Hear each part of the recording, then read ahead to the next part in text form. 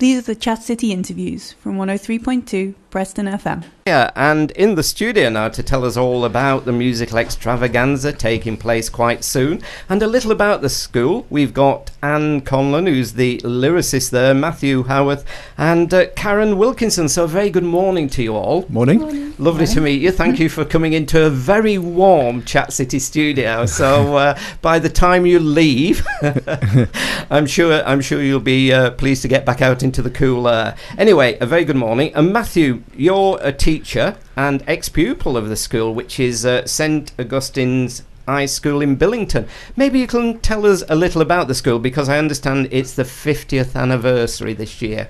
That's right. Yeah, we're celebrating our 50th year as a school, and this weekend is our main weekend in celebrating that. We have several events on.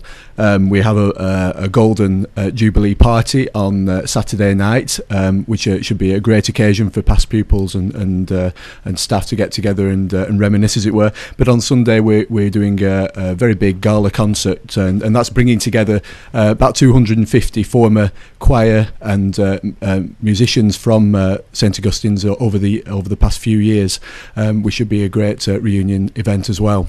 I would imagine taking quite a bit of organising to bring this about. Just a bit, yeah. But it's been a real team effort. I mean, everybody. I mean, it's caught the imagination of so many people. The idea came about actually earlier this year in February. We took our swing band up to Scotland. We do a week of rehearsals and concerts in Scotland, which is hosted really by Peter Rose, who wrote the music for all the songs, alongside Anne, who wrote the words.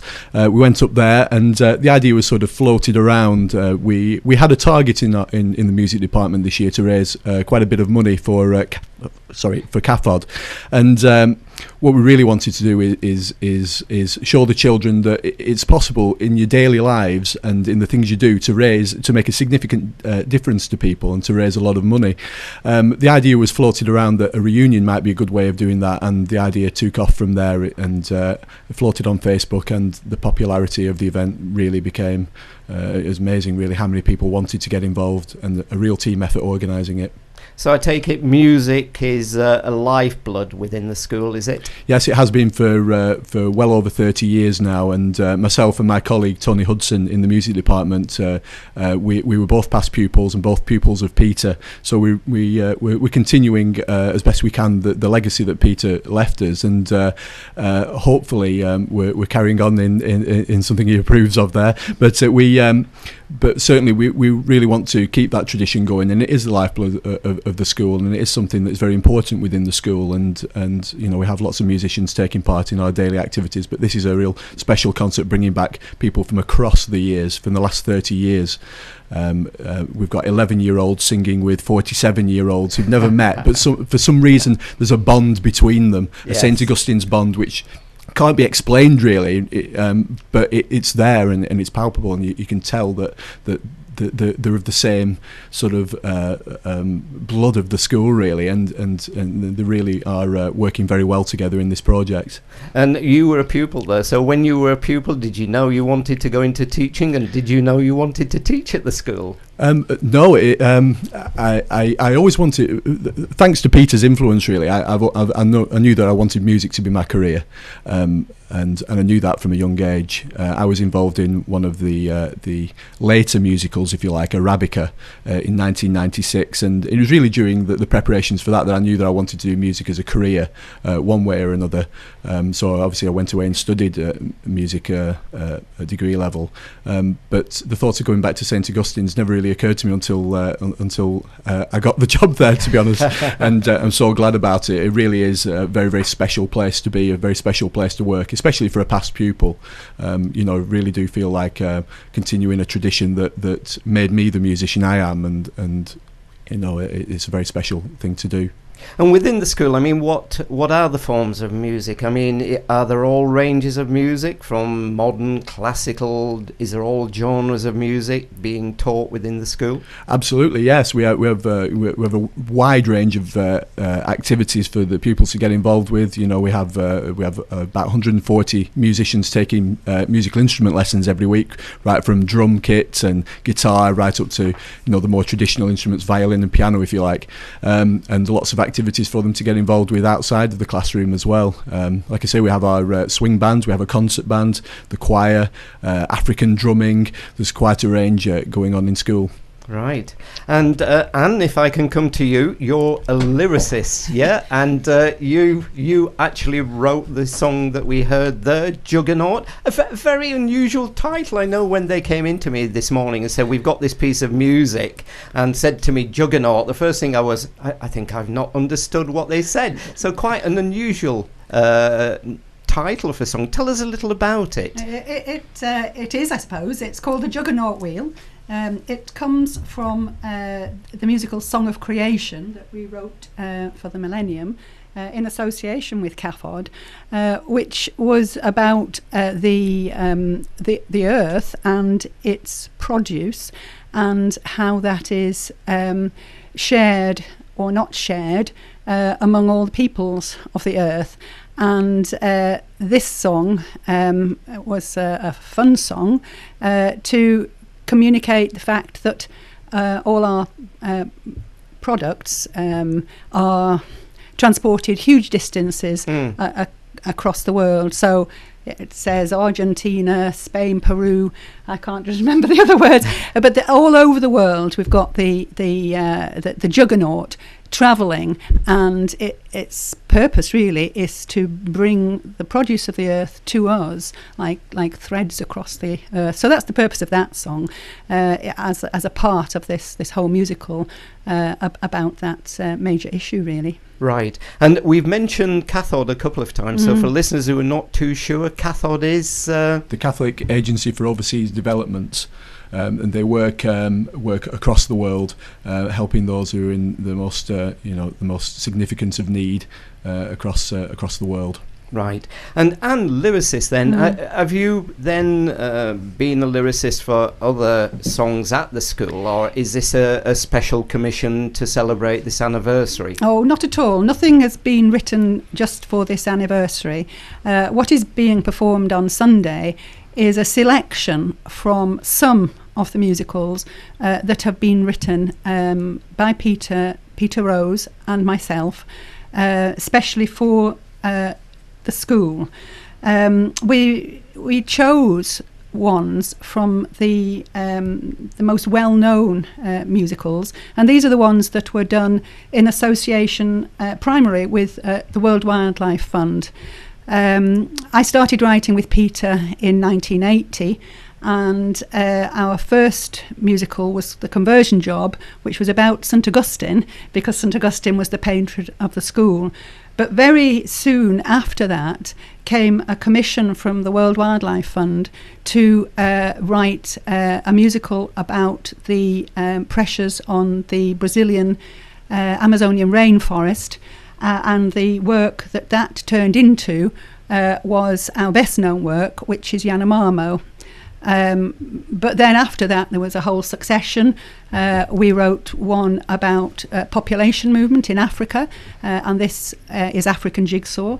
We're singing songs from both of these, and then following on from that there was Ocean World, which was about the oceans, obviously, and then Arabica that Mathew mentions, and then much later, after both of us had finished working after both of us had finished teaching, we were asked again by WorldLife to write another one, which was Once and One World, and that is the musical that wasn't performed primarily by the people at St Augustine's, but by children in London, and that was the one at which Karen sang.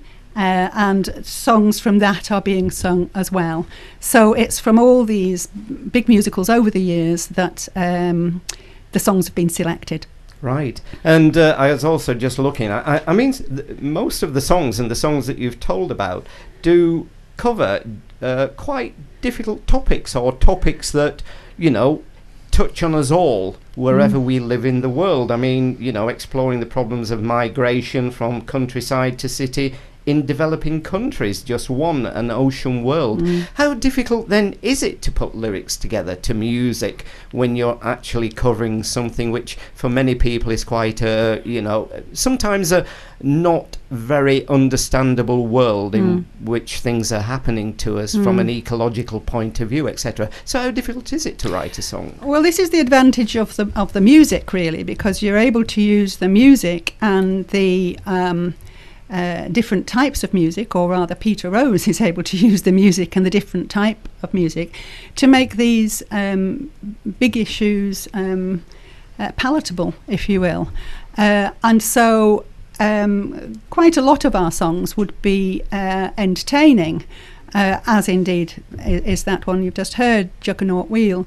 But we also do write more moving songs, if you will, where the ideas are put over in a more leisurely, thoughtful way. But the music and the rhythms and the mood of the music enables these ideas to be put over. And if you're asking me how I do it, I haven't the foggiest idea. And where do you often perform? I mean, where do you perform the music usually? Well, what has happened over the years is that because of the involvement of World Wildlife Fund, there have been performances in different places. For each of the musical, there was a premiere in London. There was always a big performance at King George's Hall in Blackburn. The last one, Once and One World, was done in the Albert Hall. But there have been events that have taken us across the world as well.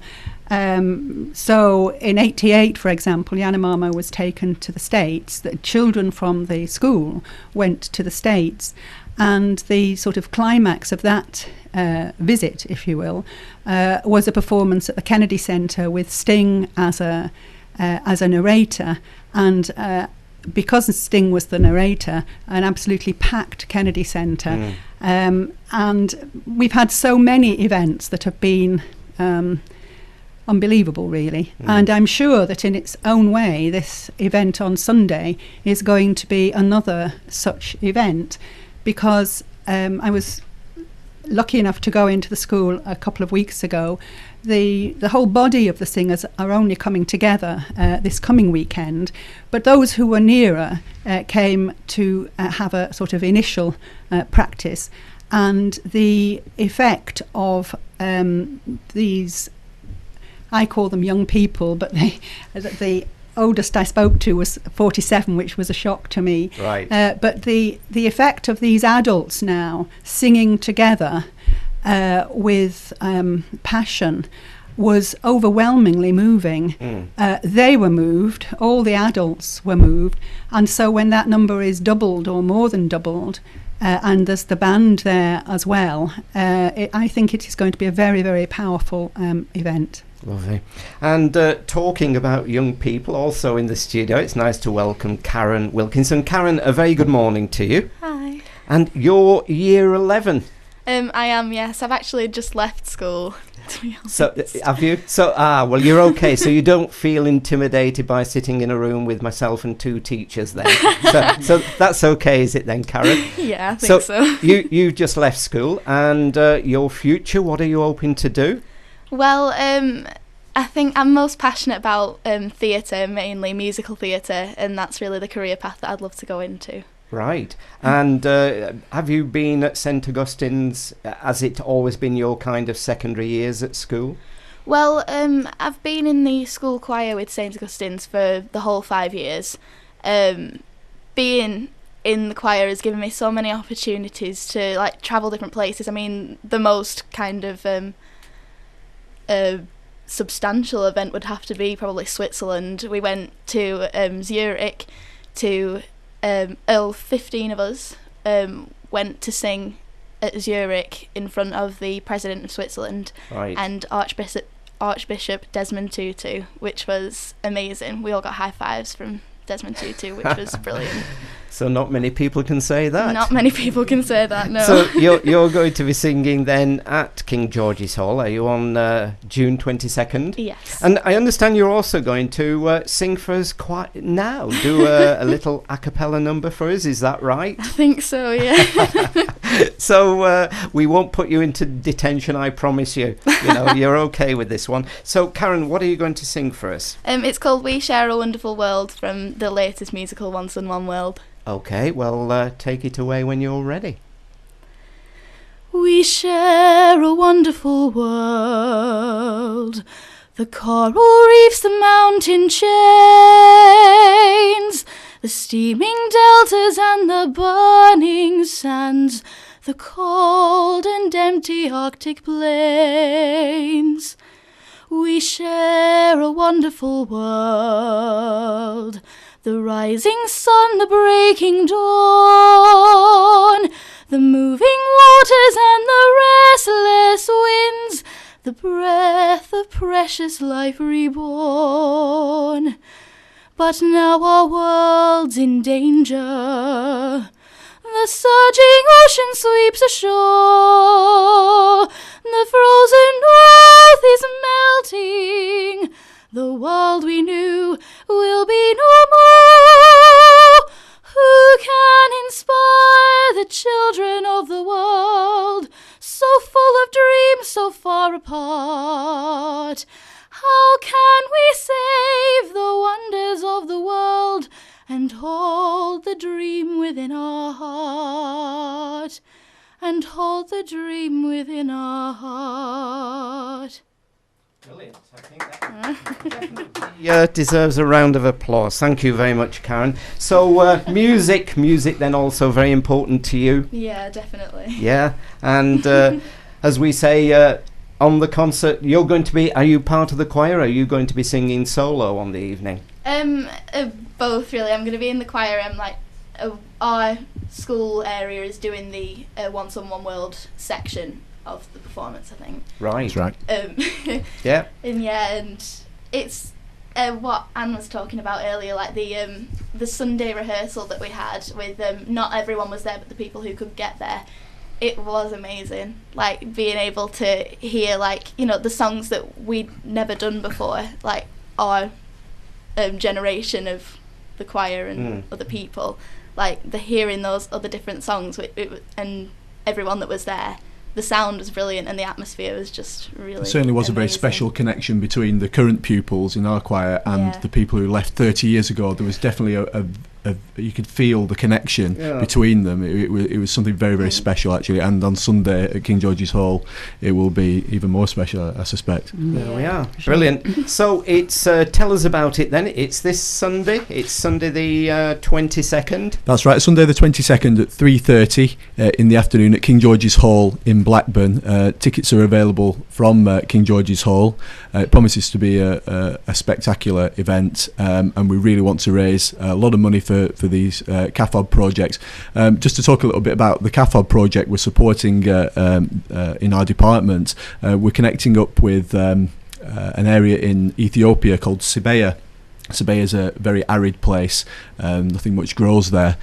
So really this money will go towards helping them to irrigate the land and give them enough sustainable water to give them a future, really.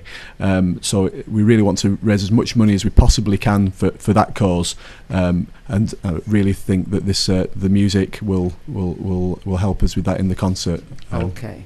Good luck with that then on Sunday. Is there a Facebook page or a web page people can look at? The details are on the King George's Hall website. It is also on Facebook and on Twitter and all the usual social media. If you search the name of the concert is Just One World.